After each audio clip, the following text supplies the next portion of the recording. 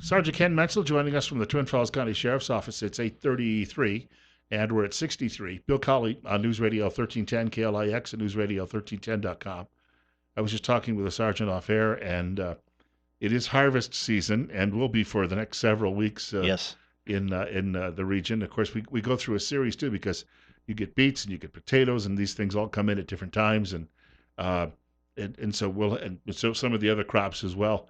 And yet, every time we get to this point of the year, you get people who tend to forget that that's the lifeblood of the local economy, and they get impatient because I'll be honest, sometimes I'm driving down when I leave work, I'll get behind somebody even on Washington Street. Because out here on the south end, you're going to have people who are, there's still some fields in the area. Oh, yeah. And you got to realize you're going to have to take a little time behind them. And I've had a few try to like motion me around them, but even then, I'm a little leery of doing that. But some people just figure, hey, I got to get around this guy, and they make a big mistake. Right. And we've seen since, we touched on this a little bit the last time I was here, and since last Thursday, we've had a couple of incidents with vehicles versus farm equipment. Yet once again, one of them we published on our social media page on Facebook, where a haystacker was getting ready to turn off the road, making a left-hand turn into the field. And a lot of times, this farm implementary, the only stuff, the only things that are on the back of these pieces of equipment is a triangle for a slow-moving sign and flashing or amber lights. Um, Vehicles turning left into the field, car went to pass it on the left and went underneath the haystacker. Fortunately, nobody was injured. Yesterday, we also had a piece of equipment, a tractor that was going down the road, and a vehicle. I don't have all the details as to what happened, but in order to avoid a collision, the vehicle that was traveling in the same vicinity as the tractor ended up out in the field in a crash with significant damage to the vehicle. Um, on the flip side, I was speaking to a local farmer just earlier this week, and they're in the process of harvesting three different types of crops right now, and they're averaging 17, 18-hour days. And it's not easy work. Oftentimes, you have equipment failures, and a lot of times, it's been my experience having worked on a farm for numerous years in my life that equipment breakdowns, mechanical breakdowns, things of the like are very common, and that lifestyle sometimes can be very fatiguing, coupled with the long hours with just a short turnaround to sleep, and you're back out there working again. And so between some of the fatigue that we see with the people in the farming industry, coupled with the impatient motoring public that sometimes you see these tractors running down Highway 30, hauling a beet digger or whatnot, and you'll get 6, 7, 8 cars built up behind that piece of farm equipment, and they want to pass, and we see a lot of illegal passing over double yellow lines, um, and it just really makes for a really bad mess. And the big point that we want to put out there is just slow down, take your time, know that there's a lot of heavy equipment running around our county right now. Uh, Give yourself some extra time to get to your destination, because there's a really, really good chance that you might be delayed in getting there.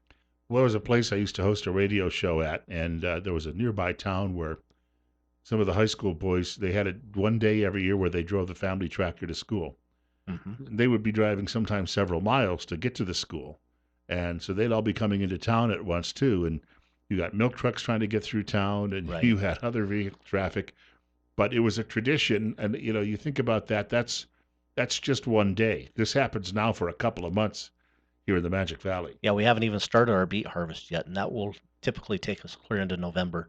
I know that most farmers try to have that wrapped up around that first week of November. So yeah, we're in the last couple weeks of August, and this is going to go way into November. So let's just realize that this is going on, as you indicated, the lifeblood of our economy here in the Magic Valley, and plan some alternate routes. Don't take necessarily the same route. If you find that every day you're going a particular way, you've got that farm implementary there, plan a different route, or just give yourself some extra time to get to where you're headed. And, Yeah. and you're right. You mentioned the tractors and whatnot. There's a day out in Castleford where they encourage everybody to drive their tractor to work, and we see monster combines and tractors that just would squish your car flat out there. So it's a fun time. Plus, we're going to throw in the fair traffic too in a few days. We have the fair traffic. We have school buses out there now.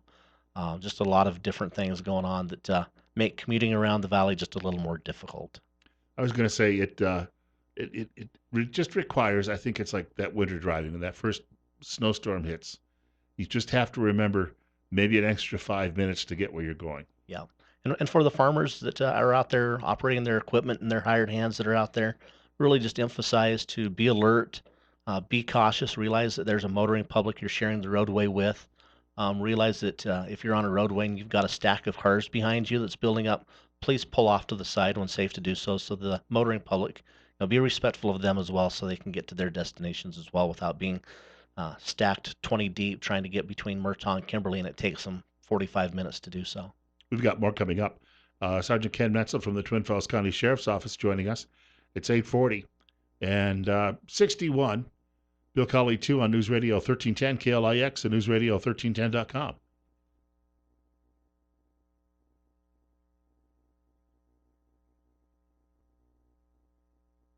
Sergeant Ken Metzel joining us this morning from the Twin Falls County Sheriff's Office on News Radio 1310 KLIX and newsradio1310.com. It's 8:43 and we've got 62.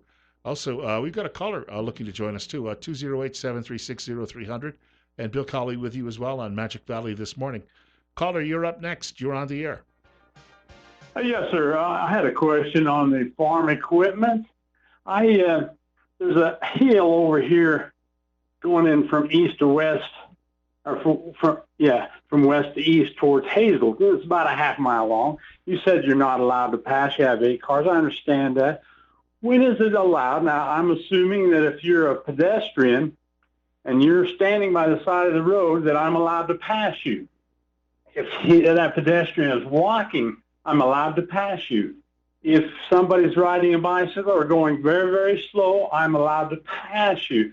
Seems like common sense would be that safely passing somebody, I wonder what the law would say. Well, you can safely pass when the lanes of traffic authorize you to safely pass.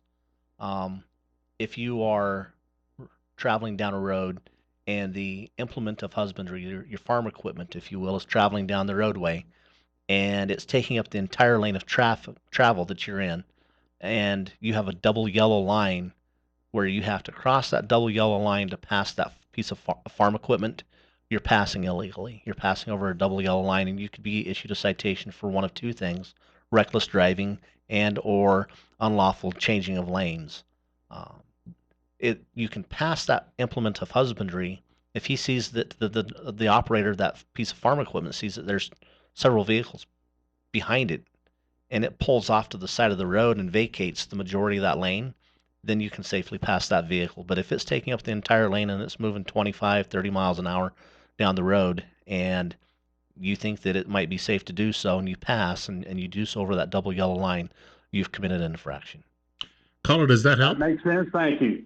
Well, I want to thank you for the call. Quickly, he got me thinking about something. The law says that if you're passing a cyclist, you got to give them about 3 feet of room. Yeah. I have sometimes been on some roads where it's been pretty empty, and I tend to sometimes I'll give them a good 10, 12 feet.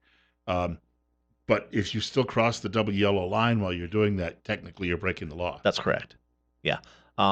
Look, if you're giving them that 2 feet, 3 feet of room, and you're in an area where it is double yellow, and you skirt the line a little bit, I don't think anybody's really going to hem you up.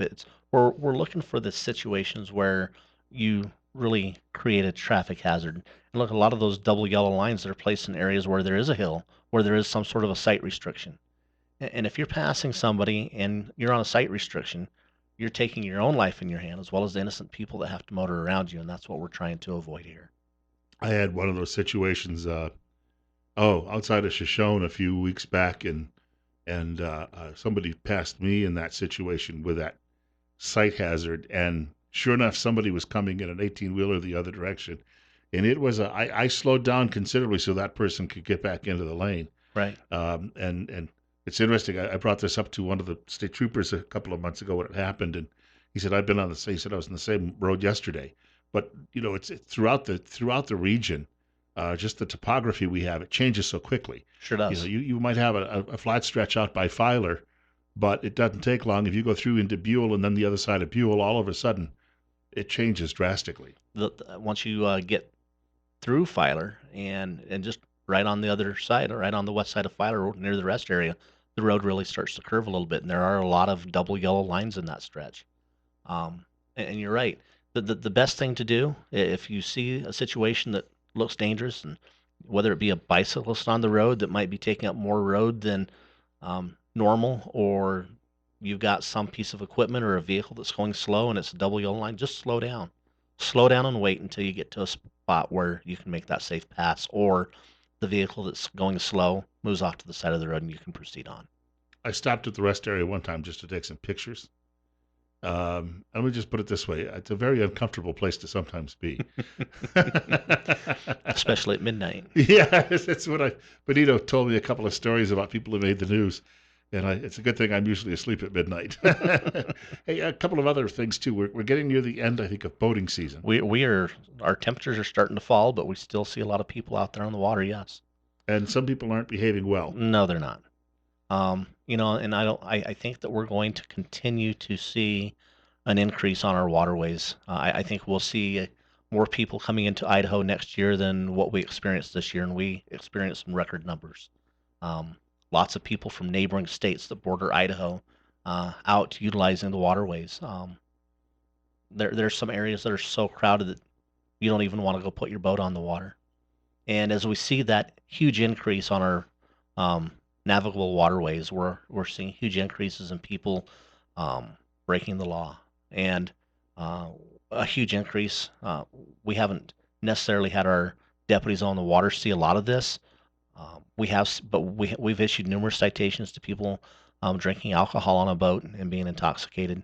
But we're hearing a lot of people say, "Hey, you need to go patrol this area because it's really crazy." The big ask between here and now and really at any time is don't be intoxicated on a boat. There's so many things that can go wrong anyways, being on something that floats in water, given different currents and whatnot. And sometimes we see how boats are prone to break down, and adding alcohol to the mix just can create for a catastrophic day.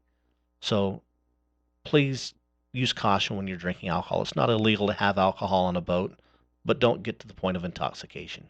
We have another caller looking to join us, and caller, you're up next. You're on the air on KLIX. Good morning, gentlemen.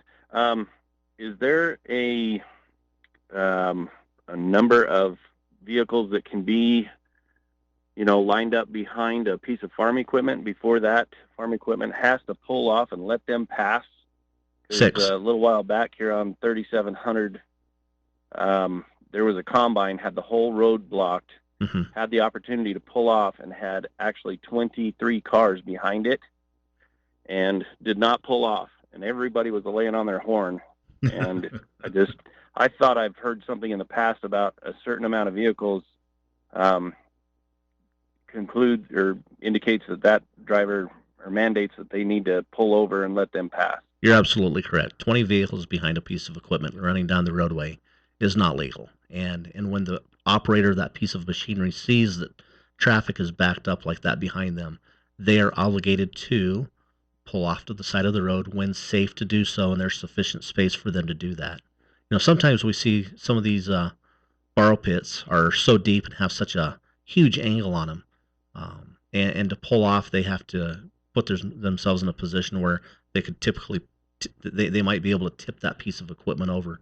We're just asking the individuals who are operating these large pieces of equipment to know their route fairly well and know where those spots are where they can safely pull off to the side of the road so that those vehicles can pass. And the magic number that lines up behind those pieces of equipment traveling down the roadway, and you get 6 or more cars behind you, you're obligated by state statute to pull off to the side of the road. How many vehicles can be behind them before they have to pull over? 6. 6. Yeah. Okay. Thank you very much. You bet. Of course, it's not always that the guy who's on the tractor though is counting. That's right. Yeah, he may look in the rear view occasionally just to get an idea, but he's also got other responsibilities if he's got a big load. Well, typically these loads, these harvesters that they're pulling around are so big. Sometimes it's difficult for them to see behind the piece of equipment that they're pulling to even be able to realize how many people have stacked up behind them. Yeah. And I've seen the big trucks hauling hay sometimes during the year too. And if you got 3 trailers behind you, it's also difficult to see all that far back. It is. And I've said this time and time again. Let's just remember that the right of way has to be given, not taken. Even though you may have the right of way, don't assume that you can take that and hope for the best. We have a caller. Caller, you're on the air on KLIX. Go ahead. Good morning, guys. Ken, thanks for explaining to that last caller, who is obviously a transplant into Idaho with the attitude that he has. You explained it very well. You let him know that it's when it's safe to do so. Just because there's 6 or 20 vehicles behind him doesn't mean he has to legally pull over. Right. Hopefully that guy doesn't get a vigilante attitude and take it upon himself, because he can't see what's in front of that combine or that harvester or that tractor. The guy that's up there in the driver's seat can see it. It's just an important thing to remember for everybody this time of year. It's harvest time in Idaho. It's going to go on for the next 3 months. You're going to have beet trucks, potato trucks, hay trucks, grain trucks, whatever you have, it's going to be out there on the roads. That's what feeds our economy. That's what feeds America. If you don't like it, guys, get the hell out, because this is Idaho. Welcome to Idaho. Enjoy it. Slow down a little bit. There's nothing wrong with slowing your life down and just enjoying a country drive once in a while. But on the other hand, it is important for our farmers to make sure their equipment is safe and operable. It seems like every year we do have a couple beet truck accidents to where, lights aren't properly working. People don't know when they're slowing down. They're not paying attention because they're on the phone or something. But just pay attention. There's going to be a lot of, harvested equipment that's only used twice a year out on the roads. And a lot of people that don't have a lot of training or skills to drive that, but they do a good job. And keep in mind, that's what feeds our economy. That's what feeds your families. So if you don't like it, adios. Want to thank him for the call. Well, some interesting points made there. We do see, the farmers aren't completely exempt from bearing some fault here. We do see from time to time that there's equipment that isn't properly serviced, and we see a lot of trucks hauling commodities around that don't have headlights or don't have tail lights. Please get those fixed so that people can see that you're actually out on the roadway. We see some inexperienced drivers behind the wheel of trucks, a lot of 10-wheelers and some semi-trucks, who have no business being behind the wheel of a 10-wheeler when you consider that for a month or two out of the year, that's the only experience they have behind a truck, and they get themselves in some bad situations. We saw a really tragic crash not long ago at the Hanson Bridge, and that was a crash that was investigated by the Idaho State Police, and I'm not going to offer any conjecture on that, but let's just say that was a crash that didn't have to happen. Between youthful drivers or inexperienced drivers operating these pieces of equipment, it's helpful when the operator of those large pieces of equipment have a little bit of experience behind that, so that they're not needlessly placing innocent lives in danger. But again, it's just about having respect for others on the road, realizing these pieces of equipment are big. There's a lot of blind spots, and let's just slow down and take our time to get to where we're headed. We've got another caller. We'll squeeze one last caller in here. Caller, you're up next. You're on the air with Sergeant Ken Menzel from the Twin Falls County Sheriff's Office. Yes, I appreciate what you were saying there. That last caller, boy, was he arrogant. Yeah, I know some farmers around here, and it's like the sprinkler heads, those pivots. Well, I don't have to keep those going across the road because I'm a farmer. I can do whatever I want to. So it's not about the transplants. It's like you're saying right there. I love what you just said. It's respect for others. Right. You bring up another interesting issue that our office is dealing with every single day. In fact, we've dedicated a full-time position to just that, and that's the water on the roadways. Deputy Champlin, who's our code enforcement officer, this time of year, that man is busy with all of the complaints that come into the office for water on the road. And whether you know this or not, water on the roadway coming from an end gun or from a wheel line or what have you, a solid set, creates millions of dollars of damage to our roadways, especially this time of year when we're seeing these chip seal projects coming to an end. And then right after the chip seal is done, a farmer's pivot waters the heck out of that. We're creating damage to that freshly chip sealed road. So we understand that the wind blows here, and sometimes the incident of water going over the road is unavoidable. But if you've got an end gun that's malfunctioning, or the timing on that has become skewered just a little bit, be responsible. Take the time to go out there and fix those. And sometimes you can fix it, and the next day it's still acting up. But we just really encourage people the farmers that are out there watering their fields, and this is the time of year when there's a huge water usage right now with that corn, and that's typically where we're seeing a lot of the water issues is in the cornfields. Just try and do your very best to keep that water off the road so that Deputy Champlin doesn't have to swing by and pay you a visit. We got under a minute to go. Man, we got to Flew. come back and pick up some of the other topics we're going to hit sometime soon.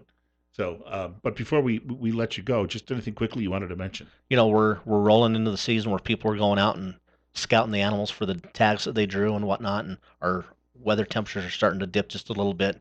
And we'll talk about this perhaps more next time I come on the show. Being prepared, having some sort of a safety plan that you leave behind with loved ones, outlining where you're going, when you're going to come back, being prepared sufficiently to where if you do have a mechanical breakdown and you're stuck out in the wilderness for 3 or 4 days, to be able to have enough water and food on hand that you can get through that event until help can find you. Those are things to start thinking about as people start venturing out into the South Hills and into the desert. If you knew my family, you know that I would want to get lost. We'll talk to Sergeant Ken Menzel again soon. We're coming up on 8:59 in the news, also Pastors Roundtable following the break. Bill Colley with you, too, on News Radio 1310 KLIX and newsradio1310.com.